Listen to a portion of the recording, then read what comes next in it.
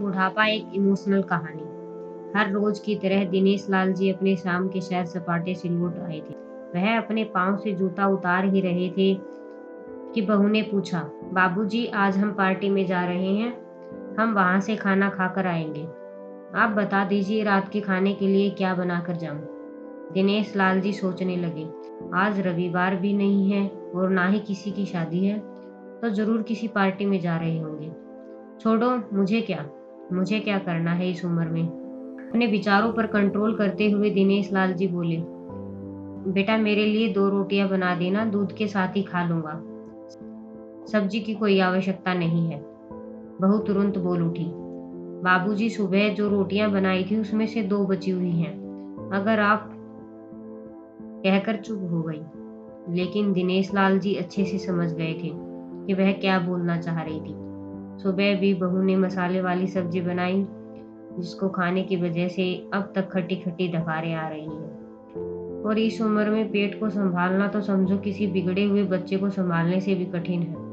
बाबूजी बहू से बोले, बेटा नहीं, इस उम्र में सुबह की रोटियां तो नहीं खाई जाएंगी, तुम्हें थोड़ी तकलीफ होगी, लेकिन मेरे लिए 2 गरम रोटियां बना देना। बहू को बहुत गुस्सा आया और गुस्से में बड़बड़ाती हुई बोली, अब 2 रोटियां बनाऊं, पर उसमें भी उतना ही टाइम लगेगा।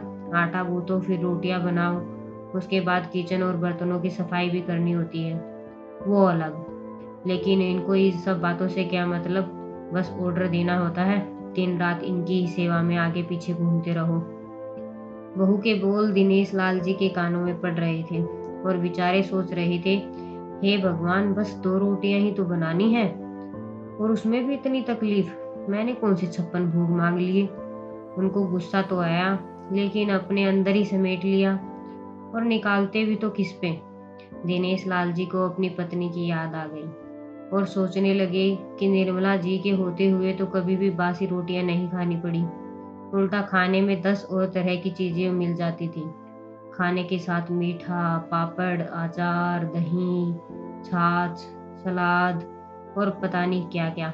उनको बहुत बुरा लग रहा था, तो बहू से कहने लगे, रहने दो बहू, यही रोटियां खा लूंगा, और तुम्हारे हाथों की रोटियां तो नरम भी होती हैं, तुम्हें पार्टी में जाना है, तुम लोग जाने के लिए लेट हो जाओगे। बहू को तो सोने से भी पीला मिल गया। वह अपनी आवाज में रस भरकर बोली, ठीक है बाबूजी, आप चाय पियोगे क्या।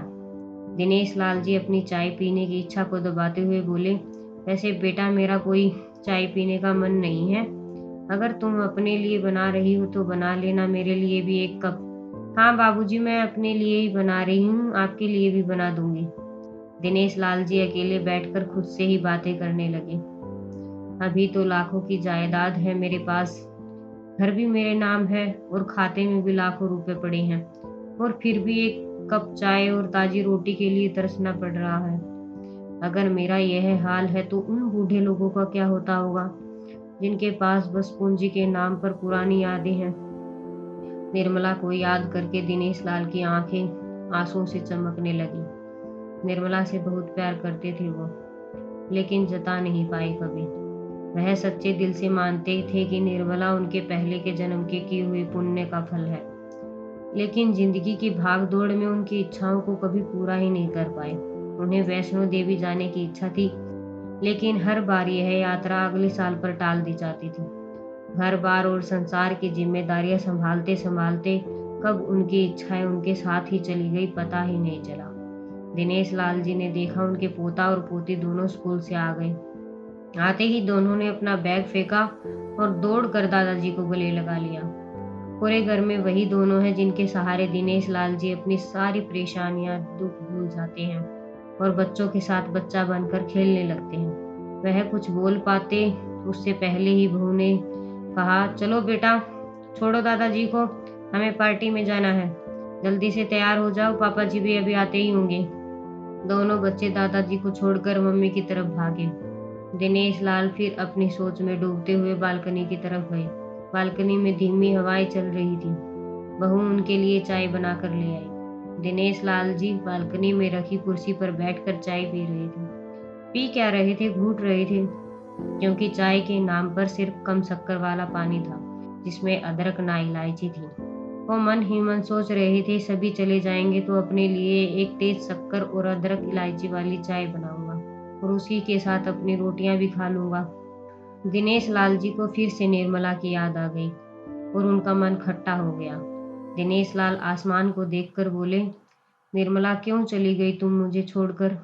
इस घर को अभी तुम्हारी जरूरत है। तुमने मुझे धोखा दिया है, हमेशा साथ रहने का वचन तोड़ दिया और मुझे अकेला छोड़कर यहाँ चली गई। दिनेश लाल की आंखें भर आई। पापा, इतनी ठंडी हवाएं चल रही हैं और आप हैं कि बालकनी में बैठे हैं। अंदर आ जाइए, नहीं तो बीमार हो जाएंगे, बेटे ने दिनेश लाल जी को कहा। बेटा, बहू और पोता पोती सब तैयार होकर पार्टी के लिए निकल रहे थे।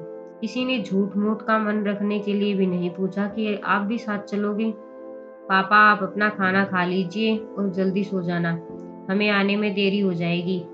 ज्यादा देर तक जागना आपकी सेहत के लिए ठीक नहीं है, बेटे ने जाते हुए कहा।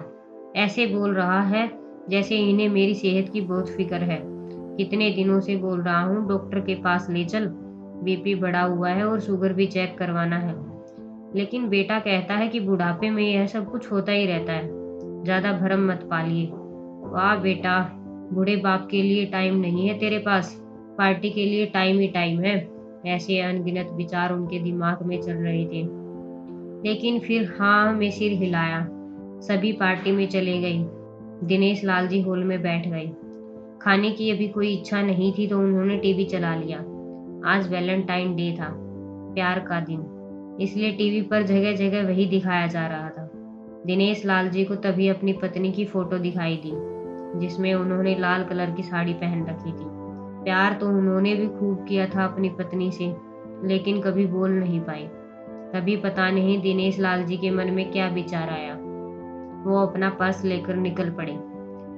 अपनी पत्नी की यादों में गुम हुए एक आइसक्रीम पार्लर के पास गए। ज्यादा चलने की वजह से उन्हें सांस चढ़ गई, उनकी सांसों की गति तेज हो गई।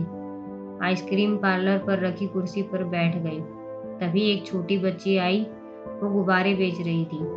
बच्ची बोली, दादाजी ले लीजिए ना, इतने ही बचे हैं, मैं जल्दी घर चली जाऊंगी। तो उन्हें अपनी पत्नी की बातें याद आ गई और सारे गुब्बारे ले लिए। उन्हें फिर से निर्मला जी की बात याद आने लगी, क्योंकि उन्हें भी गुब्बारे बहुत पसंद थे। वह हमेशा कहा करती थी कि किसी जरूरतमंद की मदद कर देनी चाहिए। हमेशा अपने पर्स में पैसे ज्यादा रखती थी और कभी भी टोकता तो कहती, कभी हमें भगवान ने लेने वाले की नहीं देने वाले की कतार में खड़ा किया है, और थोड़े से पैसों के बदले अगर लाखों की दुआएं मिलती हैं तो मुझे टोका मत कीजिए। आंखों में आंसू के साथ दिनेश लाल जी रास्ते के बीचों बीच आ खड़े हुए।